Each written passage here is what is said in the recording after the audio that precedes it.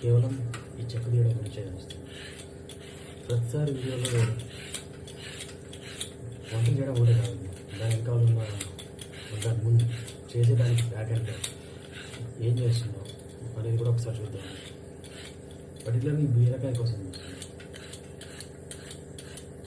ఏముందేమో చాలాసార్లు మనం పొట్టు తీసుకునే ఈ పొట్టు గురించి కొంచెం మాట్లాడి తర్వాత మీరు ఈ పొట్టు తీసేటప్పుడు కొంతమందికి కంప్లీట్ వైట్ ఉండాలి, మొత్తం గ్రీన్ కలర్ ఉండొద్దు, మొత్తం తీసేస్తారు. తీసేయచ్చు, తినేయచ్చు. కొంతమంది ఏమంటారు అసలు పొట్టు ఉండాలి, దాంతో తినేయాలి డైరెక్ట్గా, లేదంటే పచ్చి బీరకాయ తినాలి. ఇప్పుడు పచ్చి బీరకాయ తిన్నారు ఒకప్పుడు, ఇప్పుడు తినాలి అంటే తినచ్చు, కానీ అసలు అది ఎక్కడ నుండి వచ్చింది మనకు తెలియదు. అంటే ఎవరు పండించారు ఏమిటి? ఒకప్పుడు ఏమైంది, ఊళ్ళో కూరగాయలు ఎవరు పండిస్తారు, ఎక్కడ పడుతుంది ఏంటి అన్నీ తెలుసు, మనకి కళ్ళ ముందు వచ్చేసి కాలంతో పాటు మారిపోతాయి కదా పరిస్థితులు. ఇప్పుడు కూడా చేంజ్ అయిపోయింది, సరిపోతుంది ఒకటే చోట చేయాలంటే. కాబట్టి ఎక్కడో పండించి ఇక్కడికి ఎక్కడికి వస్తుంటాయి. అంచేత ఒకవేళ నీట్గా శుభ్రంగా చేసుకొని తింటే తినొచ్చు పచ్చి, అది తక్కువ తినేవాళ్ళు. కాకపోతే కర్రీ చేసుకునేటప్పుడు, కూర చేసేటప్పుడు ఈ పొట్టుని పచ్చడి చేసుకునే వాళ్ళు, లేదా పొట్టుతో సహా బీరకాయ చేసుకునే వాళ్ళు, కొంచెం గీకి కొంచెం ఉంచేవాళ్ళు, ఇలాంటిగా చేస్తున్నారు. అసలు ఎందుకు తినాలి ఏంటి ప్రాబ్లం? దానికి ముందు బీరకాయ మనకి జనరల్గా 2 రకాలుగా వస్తుంది. ఒకటి ఎండాకాలం, ఇంకోటి వర్షాకాలం. ఇప్పుడు హైబ్రిడ్ వచ్చిన తర్వాత ఇది ఎలాగో వస్తుంది హైబ్రిడ్. కాకపోతే నార్మల్గా సీజన్ వచ్చేది అయితే ఎండాకాలం బీరకాయలు, వర్షాకాలం బీరకాయలు. అయితే ఈ బీరకాయల్లో ఒక మంచి ఇది లక్షణం, ఇది డాక్టర్తో సమానం. డాక్టర్ దగ్గరికి వెళ్ళకుండా కాపాడుకునే శక్తి ఉంటుంది. ఏమంటారండి? ఏంటంటే మనకి అంటే మామూలుగా కొంచెం నాన్ వెజ్ అలవాటు ఉన్న వాళ్ళకి, లేదా వెజ్ అయినా సరే నాన్ వెజ్ తినాలి. ఏమవుతుందంటే వైట్ రైస్ తినేస్తున్నాం కదా, సో వైట్ రైస్లో షుగర్స్, కార్బోహైడ్రేట్. సో దాంతోపాటు తినే వాటిలో నాన్ వెజ్ అయితే చికెన్లు ఎక్కువ తింటారు, చికెన్ మటన్. వెజ్ అయితే పప్పులు ఎక్కువ తింటారు. సో ఓవరాల్గా ఏంటంటే మనకి ఎనర్జీ కోసం కార్బోహైడ్రేట్ వస్తుంది, తర్వాత బోన్స్, నర్వ్స్ ఇవన్నీ బాడీ బిల్డ్ అవ్వడం కోసం ప్రోటీన్ వస్తుంది. వీటితో పాటు జీలకర్ర, ఆవాలు, ఎల్లిపాయ ఇలాంటివన్నిటి వల్ల విటమిన్స్ కూడా వస్తాయి. ఇంకా రాకుండా ఉంది ఏంటంటే ఫైబర్ ఒకటి. అసలు ఈ ఫైబర్ ఏంటంటే ఇంట్లో ప్రతి ఇంట్లో ఒక చీపిరి ఉంటుంది. సో ఇంట్లో ఉండే చీపిరి ఎలానో శరీరానికి, బాడీలో ఉన్న చెత్తని క్లీన్ చేయడానికి ఫైబర్ అని అంటున్నారు. అయితే ఇప్పుడు తిన్న వెంటనే మొత్తం ఊడ్చేస్తుందా అంటే అలా కాదు. ఫస్ట్ మనం ఏదైతే తింటున్నామో మనము తినడానికి అది బయటకు వెళ్ళిపోవాలి, వేస్ట్. అది పూర్తిగా వెళ్ళకుండా ఆగిపోతుంది. ఇప్పుడు మనం ఇంట్లో రకరకాల పనులు చేస్తాం, అంత చెత్త అక్కడిక్కడ పడుతుంది. ఆ చెత్త అంతా బయటికి వెళ్ళిపోయినప్పుడే నీట్గా ఉంటుంది. లేకపోతే ఆ చెత్త ఏదో మూలలో దాగుంటే దాని చుట్టూ క్రిములు, కీటకాలు అన్నీ చేరి ఏ రకంగా అయితే ఇల్లు పాడవుతుందో, అదేవిధంగా మనం తిన్న దాంట్లో పనికొచ్చే ఫుడ్ మొత్తం అబ్జర్వ్ అయిపోయి పనికొచ్చే విషయాలు ఏదైతే ఇంకా వేస్ట్ ఉంది అంటే దీనిలో ఉన్న విటమిన్స్ తీసేసుకున్నాయి, ప్రోటీన్, కార్బోహైడ్రేట్ అన్నీ పోయాయి మనం తినే ఫుడ్లో. ఇంకా బయటకు వెళ్ళిపోవాలిగా, వెళ్ళిపోకుండా అక్కడే ఆగిపోయింది. ఆగిపోయినప్పుడు ఏమవుద్ది, 1 రోజు 2 రోజులు మనకి ఇంట్లో చెత్త ఉందనుకోండి, చెత్త 1-2 రోజుల్లో అలానే వస్తే ఏమవుద్ది, ఫస్ట్ స్మెల్ వస్తుంటుంది. కొన్ని రోజుల తర్వాత అక్కడ ఈగలు, దోమలు తయారవుతాయి. సో అలా మొత్తం పాడవుతుంది.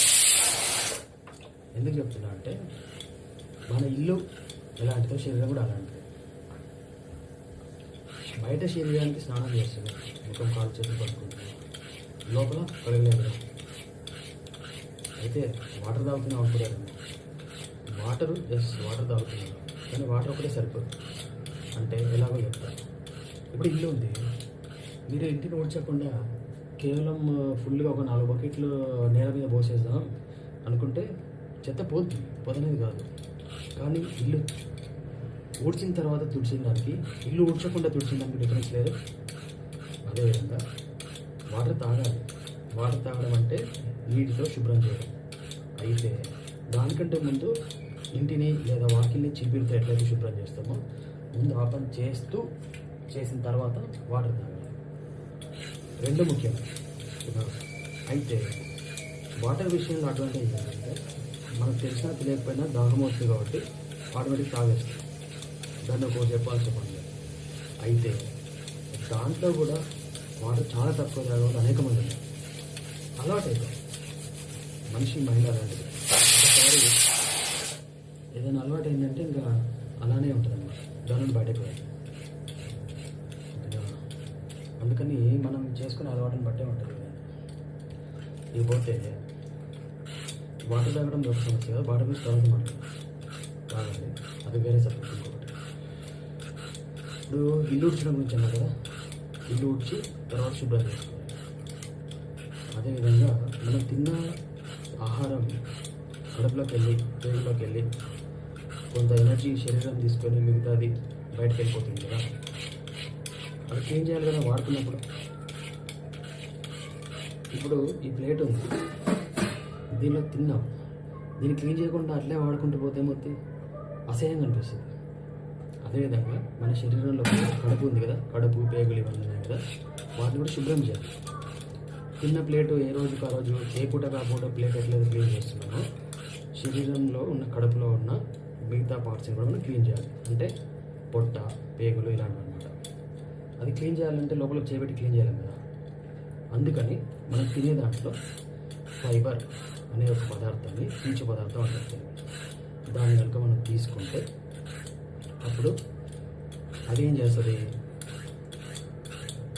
మన శరీరం లోపల కడుపు పేగులు అలా ఇలా ఇలా ఇలా కదులుతుంటాయి అన్నమాట, చిన్న చిన్న మూమెంట్స్ ఉంటాయి. ఆ ప్రాసెస్ లోపల ఈ పీచు పదార్థం కనుక కడుపులో ఉంటే ఇలా ఇలా కదులుతున్నప్పుడు మెల్లమెల్లగా మొత్తం క్లీన్ చేసుకుంటూ వస్తుంది అనమాట, చీపిరి అనమాట. ఓకేనా. అయితే ఇందులో 2 రకాలుగా ఉంటాయి ఫైబర్, ఈవెన్ వేరే వేరే. ఒకటి మైక్రో ఫైబర్, రెండోది మ్యాక్రో ఫైబర్. మైక్రో ఫైబర్ ఏంటంటే మన నరాలు ఉంటాయి కదా, గుండెకెళ్ళే నరాలు, శరీరంలో ఉండే నరాలు. ఓకేనా. సో ఆ నరాల్లో పేరుకపోయిన చెత్త ఉంటుంది కదా, ప్రతి చోట ఉంటుంది చెత్త, కడుపులో, పెద్ద పేగుల్లో, చిన్న పేగుల్లో, నరాల్లో. ఓకేనా, ప్రతి చోట ఉంటుంది. అన్నిటికీ ఒక ఫైబర్ పనికొస్తుందా? రాదు. ఫైబర్లో శరీరం 2 రకాలుగా తీసుకుంటుంది, సాల్యుబుల్ ఫైబర్, ఇన్సాల్యుబుల్ ఫైబర్. అంటే శరీరము జీర్ణం చేసుకోగలిగే ఫైబరు, జీర్ణం చేసుకోలేనిది. ఎగ్జాంపుల్ చెప్పనా, ఈ బీరకాయ లోపల ఉంది కదా, దీని లోపల ఉండే ఫైబరు సాల్యుబుల్, అంటే శరీరం లోపలికి వెళ్ళిపోయి క్లీన్ చేస్తుంది. చిన్న రక్తనాళాలు ఉంటాయి కదా, దాంట్లో ఉన్న చెత్తను తీసేస్తుంది. ఇది ఉంది కదా పొట్టు, ఇది ఇన్సాల్యుబుల్ ఫైబర్, అంటే జీర్ణం కాలేదు. జీర్ణం కాకపోయినప్పుడు ఏమవుతుంది, బయటికి రావాలి. బయటికి ఎలాగో వస్తుంది కదా, వస్తున్నప్పుడు ఇలా మొత్తం ఇటు చూడండి, ఇలా ఇలా ఇలా మనం ఇల్లు ఉడుస్తాం కదా, అలాగే మొత్తం క్లీన్ చేసినట్టుగా కడుపుని, పేగుల్ని ఇలా ఇలా గీరుతూ మొత్తం క్లీన్ చేస్తూ బయటికి పంపించేస్తాం. ఓకేనా, అదనమాట విషయం.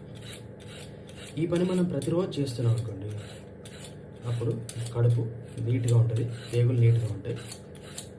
సో మనకు కూడా చాలా హాయిగా ఉంటుంది. అదే వెంటనే డౌట్ రావచ్చు, ప్రతిరోజు క్లీన్ చేయాలంటే ప్రతిరోజు బీరకాయ, సోరకాయ తినాలని. అక్కడ ఒక చిన్న కిటుకు ఉంది. మనిషి భోజన ప్రియుడు, మనిషి లక్షణ స్వతహాగా రుచి కోరుకుంటాడు. అందుకని మనకు కావాల్సిన రుచులు ఆస్వాదిస్తూనే దాంతోపాటు ప్రతిరోజు బీరకాయ, సోరకాయ, తోటకూర, ఆకుకూర తినలేం కదా. అందుకని ఎవ్రీ ఆల్టర్నేట్ డే, లేదా ఇంకా చెప్పాలంటే మధ్యాహ్నం వేళ ఏదో తినేసాం, వైట్ రైస్ లేదంటే బిర్యానీ ఇలాంటివి ఏవో తినేసాం. అప్పుడు మధ్యాహ్నం వేళ కొంచెం ఫైబర్ ఉన్న ఫ్రూట్స్, ఓకేనా, అంటే అరటిపండు కానీ జామకాయ ఇలాంటివి. సో ఇవన్నీ కూడా క్రమం తప్పకుండా మనం తింటే చాలా కాలం పాటు, అట్లీస్ట్ మనిషి ఉన్నంత వరకు కడుపు చాలా హాయిగా ఉంటుంది, శుభ్రంగా ఉంటుంది. కడుపు శుభ్రం అంటే ఇల్లు శుభ్రం. శుభ్రమైన ఇంట్లో, శుభ్రమైన శరీరంలో ఎంత హాయిగా ఉంటుందో కడుపు కూడా అంత శుభ్రంగా ఉంటే మనకు కూడా అంత హాయిగా ఉంటుంది, రోజంతా కూడా అంత సాఫీగా సాగుతుంది. ఈ విషయం తెలిసి తెలియక రకరకాలుగా చేస్తుంటారు. అందుకని అప్పుడప్పుడు మనం గుర్తు చేసుకోవడం కోసం ఒక చిన్న ప్రయత్నం. ఇప్పుడు ఈ ముచ్చుకలు తీసేస్తున్నాం కదా, ఈ బీరకాయతో చట్నీ, ఈ పొట్టుతో చట్నీ చేస్తాం. దీంతో ఇది కూరకి, ఓకేనా, అప్పుడు ఇవి కూడా యూజ్ అవుతాయి.